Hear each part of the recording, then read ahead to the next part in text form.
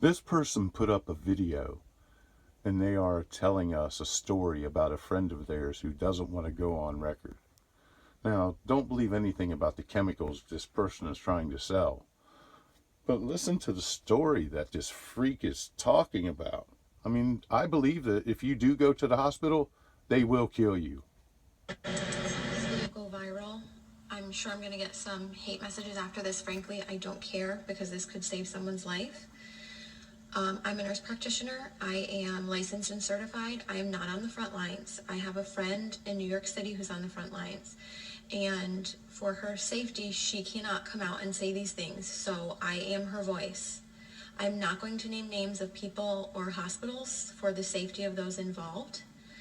But this is her account, okay? I am her voice here. I'm going to tell you what she has told me. She wants this to get out. Now, I'm sure this is not the case everywhere. I'm confident. I have friends that are in other places. They're on the front lines. They're in ICU. And it's not like this everywhere. But in New York City right now, in some of the hospitals, this is what is going on. People are sick, but they don't have to stay sick. They are killing them. They are not helping them. She used the word murder, coming from a nurse who went to New York City expecting to help. Patients are left to rot and die. Her words. She has never seen so much neglect. No one cares. They are cold and they don't care anymore. It's the blind leading the blind. Now, a couple of weeks ago, I was on with some nurse friends of mine and we were discussing different medications that could be used to potentially help people. Doctors who were reporting around the country that they were using a combination of medications that were helping people. People were not dying when they were on these medications. They were getting better.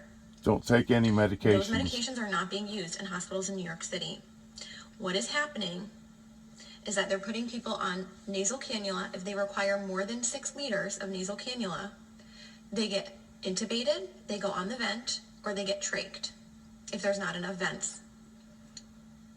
They don't get high flow, no non-rebreather, no non-invasive ventilation, no CPAP, no BiPAP. They're on a closed system, the ventilator, versus a CPAP or a BiPAP for fear that it will spread the virus.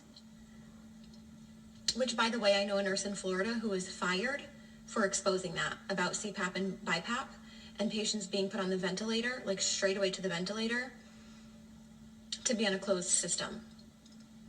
The patients don't know any better. They don't have family with them. There is no one there with them to advocate for them. So they are scared and they give consent. The ventilators have high PEEP, high pressure, which then causes barotrauma. It causes trauma to the lungs. Dr. Cameron Kyle Siddell, a few weeks ago, put out a video. He's in New York City, and he put out a video saying something is not right, like we're not treating this correctly. We're doing something wrong. This doesn't make sense. They pulled his video from YouTube and they took him out of ICU because they couldn't have one doctor going against the grain, going against their protocol. The protocol is propofol or some kind of sedation because they're on the ventilator, and IV antibiotics. There's no hydroxychloroquine. They're not using that combination with Zithromax. They're not using zinc, vitamin C, high doses of vitamins A and D. They laugh. This is what she's told me. They laugh at that. She says this is a nightmare. It's out of a horror movie, and I don't want to be a part of this. Okay, folks, so what they're telling you is that they put them on propofol. They basically sedate them to a point of unconsciousness, and then they stick a breathing tube in their throat. And then no family is around, so they can just pull the plug anytime they want.